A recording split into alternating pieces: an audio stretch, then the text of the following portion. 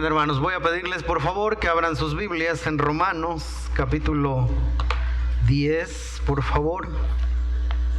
Vamos a continuar con nuestra serie expositiva del libro de Romanos y este es el mensaje número 32. Así que si usted no ha seguido la secuencia, ahí están en YouTube, ¿verdad? Dedíquele un par de horas. Ya estamos en el capítulo 10, versos 14 al 21, vamos a exponer el día de hoy. Y el título del mensaje es La palabra de la cruz, locura a los que se pierden. Palabras del apóstol Pablo. Dice así la palabra del Señor: ¿Cómo pues invocarán a aquel en el cual no han creído?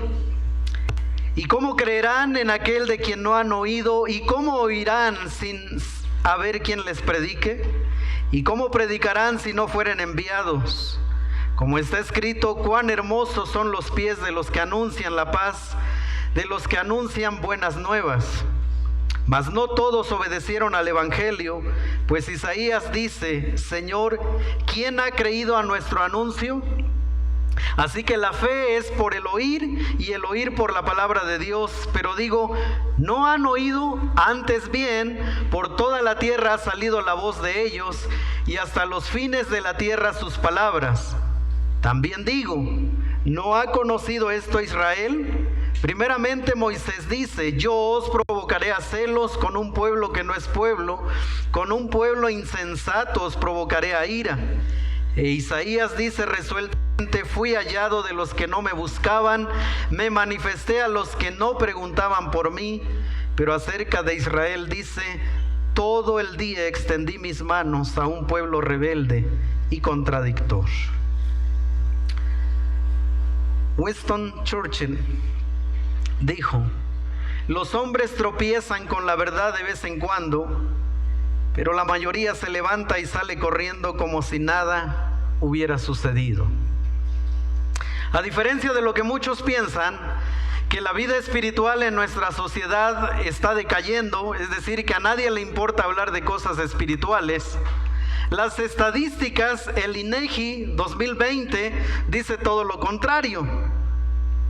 En 2020 había 97.864.218 personas católicas, es decir, 78 de cada 100.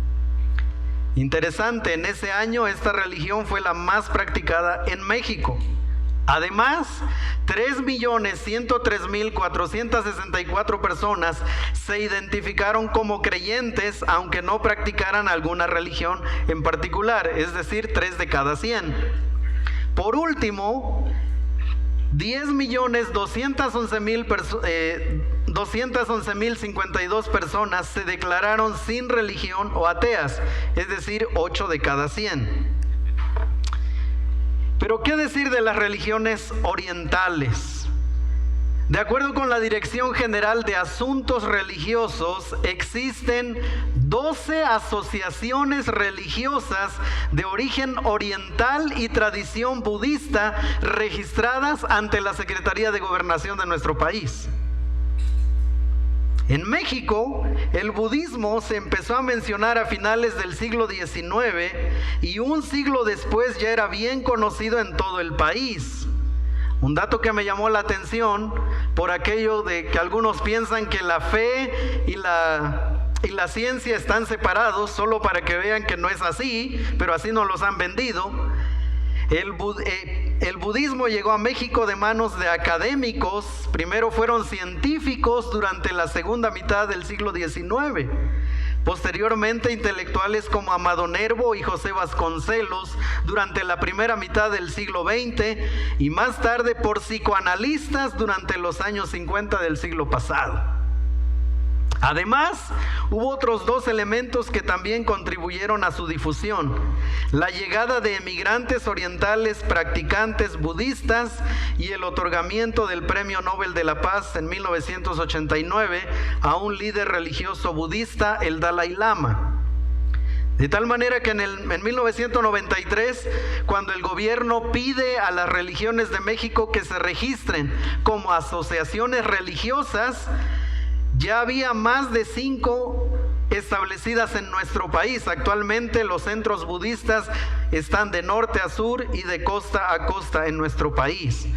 Así que esa idea de que cada vez la gente está menos interesada en los asuntos religiosos y espirituales no es del todo cierto, pero así es como nos los están vendiendo. Y nosotros llegamos a pensar que vivimos en una sociedad donde nadie quiere saber del mundo espiritual. Toda persona, consciente o inconscientemente, sin importar el nivel intelectual o cultural, intenta responder a estos 5 aspectos de la vida. Recuerden, toda persona, consciente o inconscientemente, sin importar el nivel intelectual o cultural, intenta responder estos aspectos de la vida. Número 1, origen. ¿De dónde venimos? Si ustedes analizan las ideologías, las filosofías, las religiones, todas están tratando de partir de un origen, de un punto. La filosofía griega, el arjé, ¿verdad? De ahí partían ellos, el origen, el inicio. 2, identidad. ¿Quiénes somos? Número 3, significado. ¿Por qué estamos aquí? Número 4, moralidad. ¿Cómo deberíamos vivir en esta vida? Y número 5, ¿a dónde vamos? Y en los funerales usted puede escuchar a personas con diferentes perspectivas que dicen, bueno, que tenga buen viaje. Bueno, con ese que tenga buen viaje ya está diciendo que cree en algo trascendente. Vuela alto, ¿no? En las redes sociales, cuando alguien fallece, le ponen vuela alto. Claro, él está tratando de decirle al mundo que cree en algo. Las otras, que Dios lo tenga en su santa gloria. Esa suena más espiritual, ¿verdad? Pero es la idea la misma. Es yo creo en algo trascendente. Así que la sociedad de nuestros días no ha dejado de creer, solo que la gran mayoría ha decidido no creer en el Dios de la Biblia. Las siguientes palabras son atribuidas a Agustín de Hipona. Amamos la verdad cuando nos ilustra, pero la odiamos cuando nos acusa. Amamos la verdad cuando nos ilustra, pero la odiamos cuando nos acusa. Así que la espiritualidad de nuestros días, filosofía, ideología, religión, arma seres superiores a su medida. Es una especie de títere superior espiritual. Es decir, la gente sí quiere conectar el alma, el espíritu. Por eso es que las religiones orientales, no solo la budista, sino otras, han llegado a América Latina, han entrado a nuestro país. Incluso algunos creyentes, ¿verdad?, no tienen problema con practicar ciertas cositas por ahí. Piensan que mientras mediten y reflexionen, ¿verdad?, se están conectando con algún Dios. Que así es como nos ha llegado a nuestros días. Por eso es que hay tantos centros de meditación. Me metí a investigar un poco de esto y no vayan a pedir recomendaciones, pero me encontré muy buenos centros de meditación aquí en Puebla. Luego les platico. Pero esto es así, por eso es que está en boga esto de conectar el alma, el espíritu, la meditación, porque el ser humano por naturaleza es creyente. El ser humano por naturaleza es un ser espiritual, necesita conectar con algo superior. El día de hoy quiero hablarles de 3 cosas muy básicas a la luz del texto que acabo de leer en Romanos. Voy a hablar de la necesidad de la predicación, en segundo lugar la respuesta a la predicación y en tercer lugar la consecuencia de la predicación.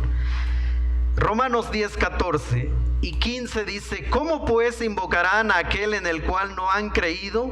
¿Y cómo creerán en aquel de quien no han oído? ¿Y cómo oirán sin haber quien les predique? ¿Y cómo predicarán si no fueren enviados?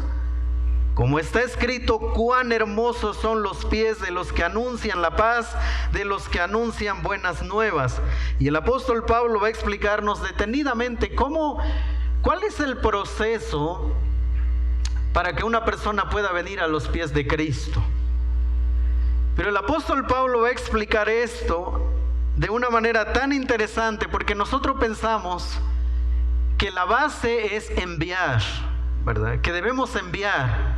Pero no, el apóstol Pablo dice que la base es creer. Así que él ha invertido el proceso. Comienza aquí y termina aquí. Y ahí me voy a detener por unos minutos. Enviar. Definitivamente el que envía es Dios.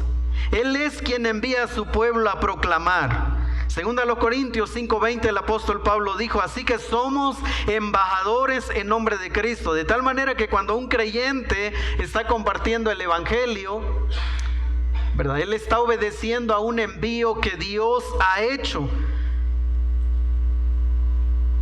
Hechos 13:2, apartadme a Bernabé y a Saulo, dijo el Espíritu Santo, ¿verdad? Apartadme a Bernabé y a Saulo para la obra que los he llamado. El Señor Jesucristo, Mateo 28:19, dijo: por tanto, id y haced discípulos a todas las naciones.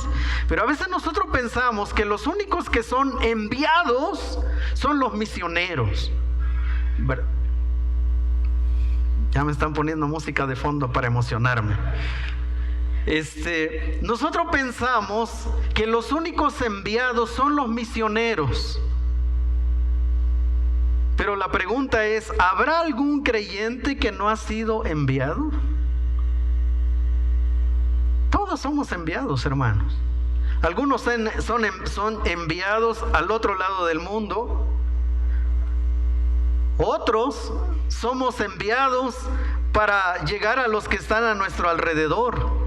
Vecinos, amigos, compañeros de trabajo. Dios es el que envía. No tendríamos que esperar como una especie de revelación santa como para hacer algo con nuestro cristianismo. Somos enviados y Dios es el que envía. En segundo lugar, dice el apóstol Pablo que los que son enviados tienen una misión: predicar.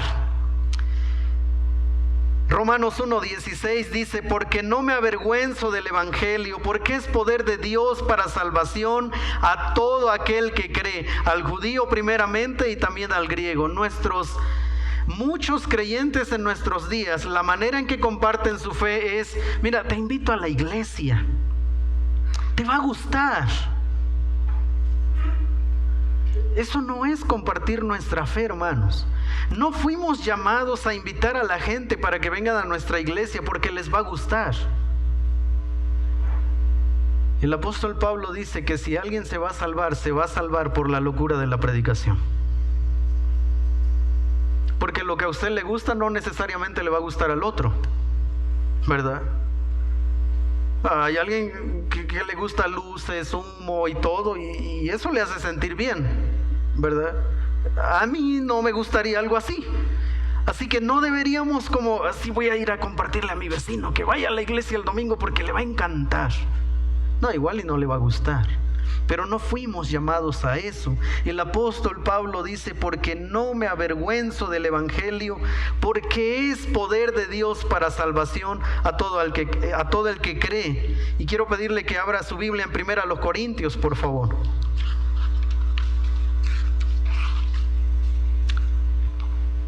1 Corintios, capítulo 2, versos 1 al 5. Y vamos a leerlo de la siguiente manera. Yo empiezo el 1, ustedes el 2 y terminamos juntos el 5. Dice así: así que, hermanos, cuando fui a vosotros para anunciaros el testimonio de Dios, no fui con excelencia de palabras o de sabiduría.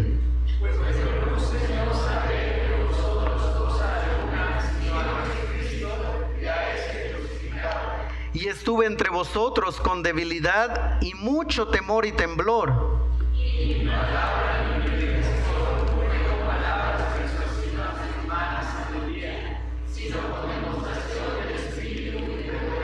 Para que vuestra fe no esté fundada en la sabiduría de los hombres, sino en el poder de Dios. Algunos dicen: oiga, pastor, ¿no deberíamos como que predicar ciertos temas que estén más a tono con nuestra sociedad? ¿No deberíamos meter un poquito de psicología en nuestra iglesia como para hacer sentir bien a los hermanos? ¿No deberíamos de alguna manera no tocar esos temas de santidad, del infierno, de la condenación, del pecado, como para que llegue más gente a nuestra iglesia? Bueno, el apóstol Pablo le dijo a la iglesia de Corinto, una ciudad griega, donde la filosofía abundaba, donde los maestros en filosofía abundaban, centros conocidos por ser especialistas en la filosofía. El apóstol Pablo dice: cuando fui a vosotros para anunciaros el testimonio de Dios, no fui con excelencia de palabras. Pablo está diciendo: miren, yo no busqué ir a ustedes para impresionarlos con mi retórica como su maestro de filosofía. Yo no fui a ustedes para impresionarlos con la elocuencia como sus maestros de filosofía. Mi única herramienta fue el Evangelio, es decir, a Jesucristo y a este crucificado. Miren, lo que Pablo estaba haciendo era la locura de la predicación. Él iba a llegar a un centro donde la filosofía ocupaba un lugar importante en la sociedad.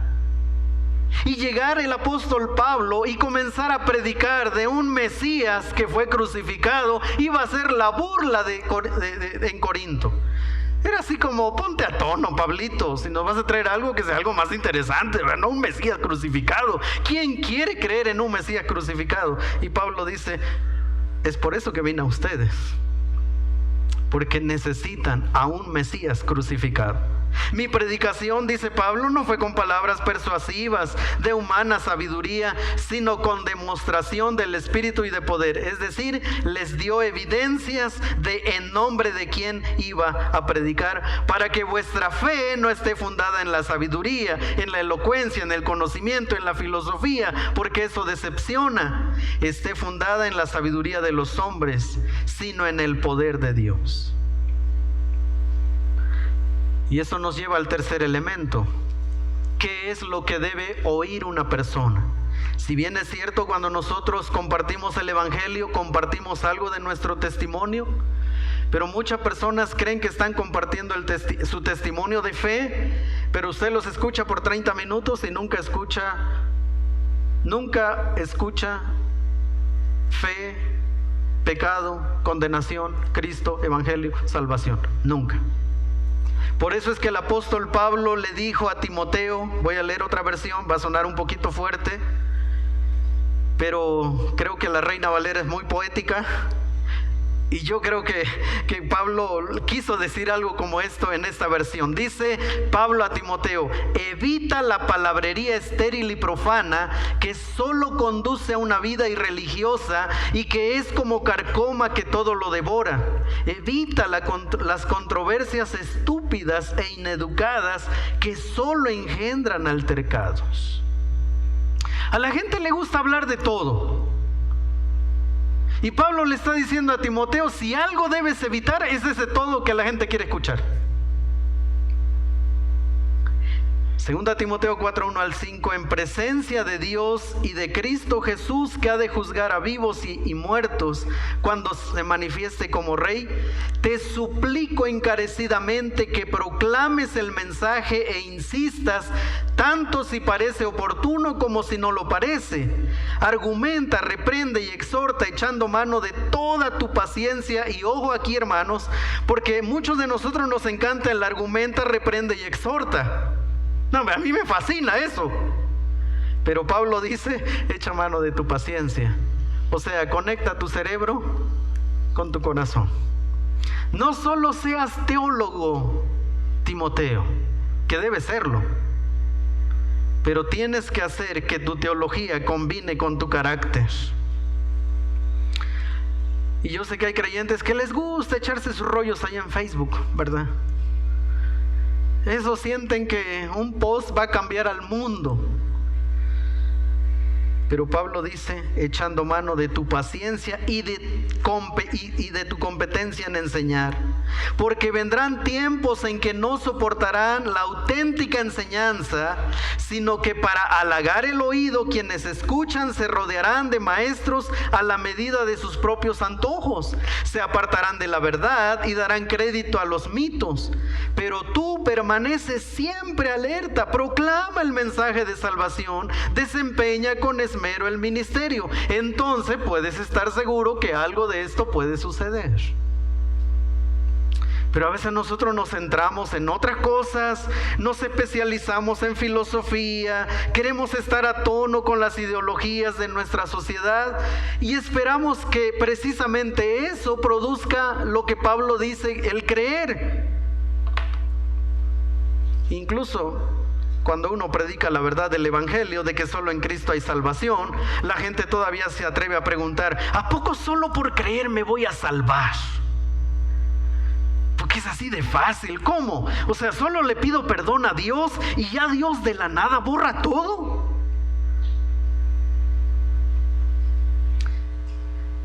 Bueno, por eso es que vamos a estudiar entonces en segundo lugar la respuesta a la predicación.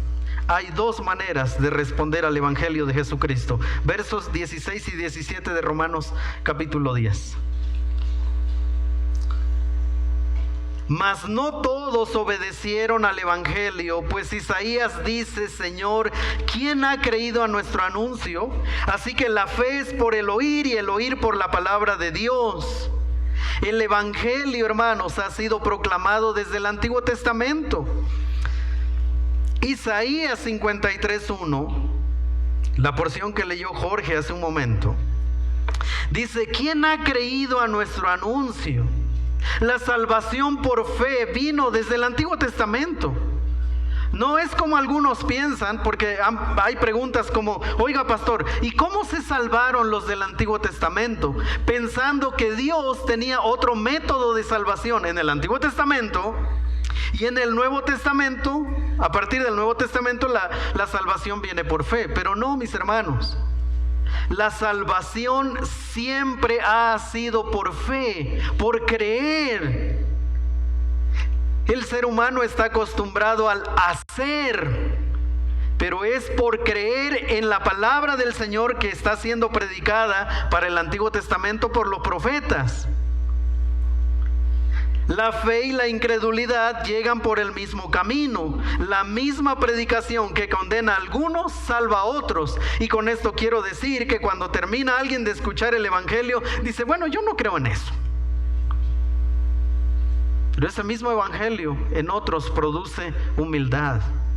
Y produce una reacción de humillación, de necesidad, de saber que ha atentado contra el Dios santo, el Dios justo. Así que la fe y la incredulidad llegan por el mismo camino, la exposición a la palabra de Dios. En la Biblia, fe es confianza y esto es igual a obediencia. Pero en la misma Biblia, incredulidad es desconfianza y esto es igual a la desobediencia. Cuando nosotros leemos el Nuevo Testamento, nosotros nos damos cuenta que todas las personas que tuvieron un encuentro con Jesús no quedaron en un terreno neutral. O le siguieron como maestro y Mesías, o lo rechazaron. Pero ningún hombre, ninguna mujer que tuvo un encuentro con Jesús en los evangelios quedó en un terreno neutral, porque así es Jesús de demandante. O me sigues o me rechazas, pero no hay un terreno neutral después de ser expuesto al evangelio. Jeremías 44, por favor.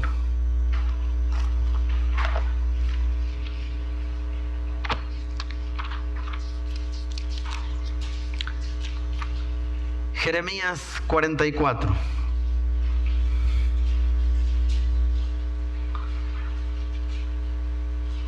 (15 al 19).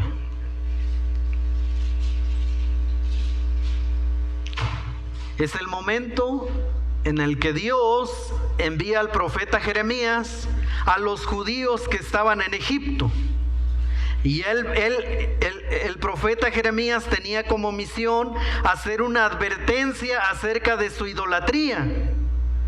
Cuando Jeremías pronuncia el mensaje del Señor contra la idolatría, miren la reacción. Entonces, todos los que sabían que sus mujeres habían ofrecido incienso a dioses ajenos, y todas las mujeres que estaban presentes, una gran concurrencia, y todo el pueblo que habitaba en tierra de Egipto, en Patros, respondieron a Jeremías diciendo: la palabra que nos has hablado en nombre de Jehová, no la iremos de ti. Mire, Es así como sí sabemos que tú nos estás diciendo la verdad, pero francamente no nos interesa la verdad que nos vienes a compartir. Eso es lo que le dijeron: mira, si tienes a tu Dios, Jeremías, qué bueno que a ti te ha funcionado, pero a nosotros estamos bien sin tu Dios. Sino que ciertamente, verso 17, sino que ciertamente pondremos por obra toda palabra que ha salido de nuestra boca, para ofrecer incienso a la reina del cielo, derramándole libaciones, como hemos hecho nosotros y nuestros padres, nuestros reyes y nuestros príncipes en las ciudades de Judá y en las plazas de Jerusalén, y tuvimos abundancia de pan y estuvimos alegres y no vimos mal alguno. Mas desde que dejamos de ofrecer incienso a la reina del cielo y de derramarle libaciones, nos falta todo, y a espada y de hambre somos consumidos. Y cuando ofrecimos incienso a la reina del cielo y le derramamos libaciones, ¿acaso le hicimos nosotras tortas para tributarle culto y le derramamos libaciones sin consentimiento de nuestros maridos? Miren, en pocas palabras lo que estaban diciendo es: a nosotros nos va mejor sin Dios. Es como el que dice: desde que yo empecé a ir a la iglesia, ya no sabemos eso, ¿verdad? ¿Me va mal? Mi esposa está de un genio todos los días. No, ya estaba de genio, solo que ahora están aprovechando a la iglesia, ¿verdad? Yo mejor, yo estoy bien sin Dios, yo no necesito a Dios. Bueno, esa reacción no es de nuestros días. Esa reacción es propia del ser humano. En Hechos 17, 32 al 34, el apóstol Pablo estaba en Atenas, el corazón de la filosofía griega. Y miren qué tremendo el apóstol Pablo. Porque en Corinto Pablo les dice: yo no eché mano de la filosofía cuando fui a ustedes. Pero cuando él estaba en Atenas, Pablo sabía que si había un gancho que iba a atrapar a esta gente, era la discusión sobre estos elementos. Y Pablo dice, bueno, en la narrativa de Lucas dice: pero cuando oyeron lo de la resurrección, Pablo empezó a predicarles el evangelio. Cuando estos atenienses, permeados por la filosofía, oyeron lo de la resurrección de los muertos, unos se burlaban y otros decían: ya te oiremos acerca de esto otra vez. Y así Pablo salió de en medio de ellos. Mas algunos creyeron juntándose con él, entre los cuales estaba Dionisio el Areopagita, una mujer llamada Dámaris, y otros con ellos.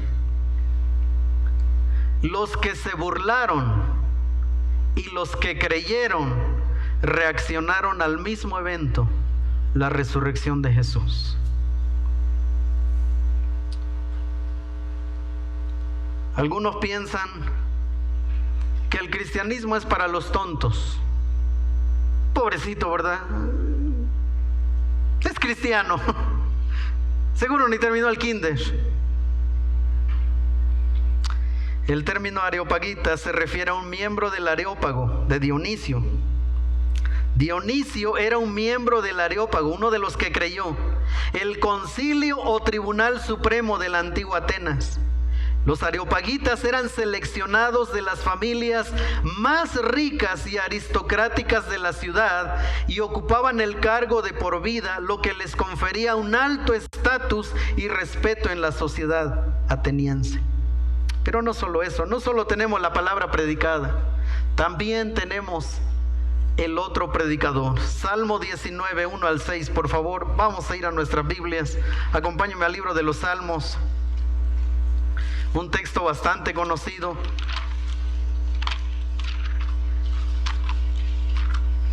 Salmo 19. Los cielos cuentan la gloria de Dios, y el firmamento anuncia la obra de sus manos. Un día emite palabra a otro día, y una noche a otra noche declara sabiduría. Verso 3. No hay lenguaje ni palabras, ni es oída su voz. Por toda la tierra salió su voz, y hasta el extremo del mundo sus palabras. En ellos puso tabernáculo para el sol. Verso 5. Y como esposo que sale de su tálamo, se alegra cual gigante para correr el camino. De un extremo de los cielos es su salida, y su curso hasta el término de ellos, y nada hay que se esconda de su calor. Eso es lo que dice la Biblia. Cuando alguien se pregunta, pastor, ¿y cómo se van a salvar las pobres tribus que están en África, donde no hay misioneros? Bueno, Dios, que es el más interesado en redimir a su creación, todos los días, dice el salmista, que levanta una voz, su creación. Porque su sola creación habla de un creador. Pero ¿qué es lo que sucede? Romanos 1:20 al 23, porque las cosas invisibles de Él, su eterno poder y deidad se hacen claramente visibles desde la creación del mundo, siendo entendidas por medio de las cosas hechas, de modo que no tienen excusa, pues habiendo conocido a Dios, no le glorificaron ni le dieron gracias, sino que se envanecieron en sus razonamientos y su necio corazón fue entenebrecido. Profesando ser sabios, se hicieron necios y cambiaron la gloria del Dios incorruptible en semejanza de imagen de hombre corruptible, de aves y de cuadrúpedos y de reptiles. Es decir, el hombre por naturaleza es adorador. Pero como el Creador demanda relación, demanda compromiso, el ser humano decidió ignorar al Creador y comenzar a adorar a su creación. Pero el ser humano sigue siendo adorador por naturaleza. Y en tercer y último lugar, veamos entonces la consecuencia de la predicación. C.S. Lewis: al final solo hay dos clases de personas: aquellas que le dicen a Dios, hágase tu voluntad, y aquellas a quienes Dios dice al final, hágase tu voluntad. Solo hay dos respuestas ante el Evangelio: fe o incredulidad. No hay más. Solo hay dos. La misma palabra que convierte a unos es la misma que endurece a otros. La misma. La misma palabra que convierte a unos es la misma que endurece a otros. Por eso es que Romanos dice lo siguiente, verso 19, es decir, Dios ha predicado a la nación judía, a los gentiles también, a través de la creación. También digo, ¿no ha conocido esto Israel primeramente? Moisés dice, yo os provocaré a celos con un pueblo que no es pueblo, con un pueblo insensato os provocaré a ira. En Isaías dice resueltamente, fui hallado de los que no me buscaban, me manifesté a los que no preguntaban por mí. Pero acerca de Israel dice, todo el día extendí mis manos a un pueblo rebelde y contradictor. ¿Sabe que la frase todo el día extendí mi mano es por siglos y siglos y siglos les mandé profetas en señal de invitación, regresen a mí, y este pueblo endurecido no regresó? Por eso, hermanos, en nuestros días hay un culto alrededor de la nación de Israel. Eso es ignorancia de la palabra, hermanos. Muchos miran a la actual nación y casi se le quieren postrar, ¿verdad?, al gobierno de aquella nación. Pero esto es lo que dice la Biblia de esa nación. Es un pueblo rebelde. Mateo 21:43, por tanto os digo que el reino de Dios, le dijo a los judíos, será quitado de vosotros y será dado a gente que produzca los frutos de él. Yo los provocaré a celos con un pueblo que no es pueblo, o sea, con un pueblo insensato, con un pueblo que ni siquiera me estaba buscando. A ellos me les voy a revelar, dice el Señor, porque a estos que me les he revelado con la ley, con los profetas, con el Mesías, me rechazan. Pero hay un pueblo que ni me busca y a ellos me voy a revelar, dijo el Señor.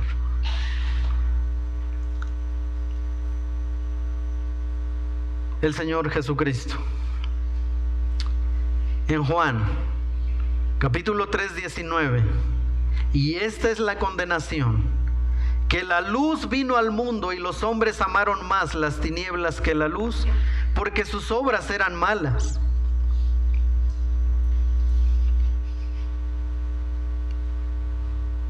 Mira, si a ti te sirve la religión, qué bueno. Esta es una de muchas reacciones, de dos reacciones. Pero estamos viendo las consecuencias de la predicación. Cuando una persona decide no gracias, esto es lo que dice la Biblia. Y esta es la condenación. Pero hay otro tipo de personas que después de escuchar el Evangelio, Jesús le dijo: yo soy el camino y la verdad y la vida. Nadie viene al Padre sino por mí. Así que podemos concluir de la siguiente manera. La respuesta del hombre al Evangelio de Jesucristo no es cuestión de religión, sino de idolatría. Los que rechazan el mensaje de salvación por fe en Jesucristo exhiben mayor amor hacia sí mismos. Los que vienen a Cristo en arrepentimiento y fe deciden derribar el altar de la idolatría y entronar a Jesús como el Señor de sus vidas. Quiero leerles unas páginas de este libro titulado El caso de Cristo. El autor, Lee Strobel, fue un ateo declarado, trabajaba como periodista de investigación para el Chicago Tribune. Y él siempre dijo que él era periodista de investigación, abogado, un hombre muy letrado. Y él y su esposa decidieron hacer un trato. Los dos son ateos y en casa no se habla de fe. Ese era el punto. Un día, una vecina, sea de esas vecinas, hermanas, sea de esas, una vecina invitó a la esposa de Lee Strobel a la iglesia. Atea. Esa mujer vino a Cristo. Cuando le contó a su esposo, a Lee, que había conocido a Jesús, a Lee se le juntaron el hígado y el riñón y se le revolvieron completamente. Y alguien le dijo: Lee, no pelees con tu esposa. Su jefe del Chicago Tribune le dijo: no pelees con tu esposa. Esto es muy sencillo. Esto de la religión es pura fantasía. Destrúyeles la resurrección. Destrúyele la resurrección a tu esposa y vas a ver que todo terminó. Lee Strobel comenzó una investigación que le tomó más de 600 días, armado de los mejores argumentos contra el cristianismo. Entrevistó a más de 10 eruditos en diferentes materias: arqueología, medicina, eruditos en griego, el Nuevo Testamento, psicólogos. Y después de un recorrido de esa naturaleza, quiero leerles la conclusión. Después de una investigación personal que ocupa más de 600 días e incontables horas, mi propio veredicto en el caso Cristo era claro. Sin embargo, sentado en mi escritorio me di cuenta de que necesitaba más que una decisión intelectual. Quería dar el paso de la experiencia de J.P. Moreland había descrito en la última entrevista. En busca de la forma de realizarlo, tomé una Biblia y la abrí en Juan 1:12. Un versículo con el que me había topado durante mi investigación. Mas a cuantos lo recibieron, a los que creen en su nombre, les dio el derecho de ser hijos de Dios. Los verbos clave en ese versículo explican con precisión matemática lo que se necesita para trascender el mero asentimiento mental ante la deidad de Jesús y entrar en una relación permanente con Él al ser adoptado en la familia de Dios. Creer más recibir igual hacer. Como alguien educado en periodismo y en derecho, fui capacitado para responder a los hechos donde quiera que apunten. Para mí la información demostraba en forma convincente que Jesús es el Hijo de Dios, quien murió en mi lugar para pagar la pena que yo merecía por las transgresiones que yo había cometido. Y había bastantes transgresiones. Me voy a ahorrar la vergüenza de abundar en detalles, pero la verdad es que había vivido una vida profana, ebria, egocéntrica e inmoral. En mi carrera había apuñalado por la espalda a mis colegas para obtener beneficios personales y rutinariamente había violado parámetros éticos y morales en pos de historias. En mi vida personal estaba sacrificando a mi esposa y a mis hijos en el altar del éxito. Era un mentiroso, un tramposo y un engañador. Mi corazón se había encogido hasta el punto en que se había transformado en una roca dura hacia los demás. Mi motivación principal era el placer personal y es irónico que cuanto más desesperadamente lo buscaba, más evasivo y destructivo se volvía.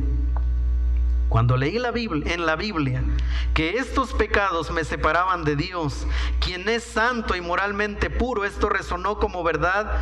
Ciertamente Dios, cuya existencia había negado durante años, parecía extremadamente distante y me resultó evidente que necesitaba la cruz de Jesús como puente para cruzar ese golfo. El apóstol Pedro expresó: porque Cristo murió por los pecados una vez por todas, el justo por los injustos, a fin de llevarlos a ustedes a Dios. Todo esto lo creía. La evidencia de la historia y mi propia experiencia eran demasiado fuertes como para hacerles caso omiso.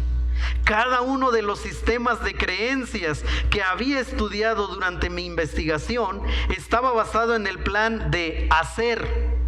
Es decir, era necesario que la gente hiciera algo, por ejemplo, usar una rueda de oración tibetana, dar limosna, hacer procesiones, pasar por reencarnaciones, expulsar el karma de transgresiones pasadas, reformar el carácter para intentar de algún modo ganarse poder regresar a Dios. A pesar de sus mejores esfuerzos, mucha gente sincera no lo lograría. El cristianismo es único, se basa en el plan hecho.